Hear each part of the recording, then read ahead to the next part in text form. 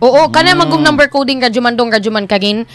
May raman siguro nang nagdaghan kag mga sakyanan na kay kapuli. Oo, pero kanang tag-usa lang unya importante kay la kag-adlaw trabaho, negosyo kag lisod man kayo oy maatulan pag yud ka nga number coding kakong adlaw di ka pwede mo gawas. Kay mo na imuhang code nimo nga okay dialan sa ka di pwede mo biyahe ang imuhang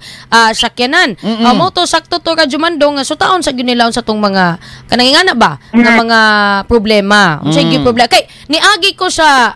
kining may buhangin kagahapon gikan Panabo lasang maayo kayo ang dagan sa traffic uy abi gani na kog agoy dugay kita makauli ani ba pero pag agi na mo mga alas 5 rush hour ganito ha tingala ko kay uy magag kuan man kayo dili man ni Davao nga ingon sila nga number 1 daw mas nauna pas Manila nga sitwasyon daw sa traffic eh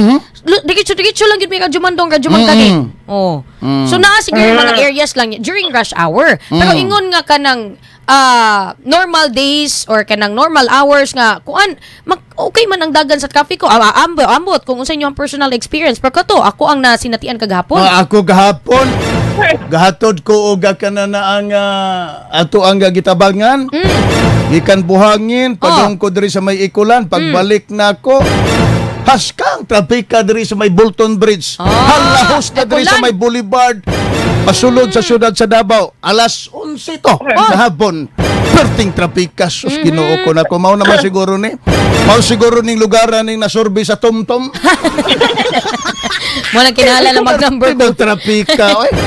Pero ang paggawas okay arang-arang ang pagpasulod anang mga oras sa mga alas 11 day range gikan diha sa may Sandawa patong na sa Bolton Bridge hangtod na diha sa may Centrale lusot na diha sa may Almindras Jeep hangtod na ngadto sa kining Boulevard haskang yung trapika mga kasama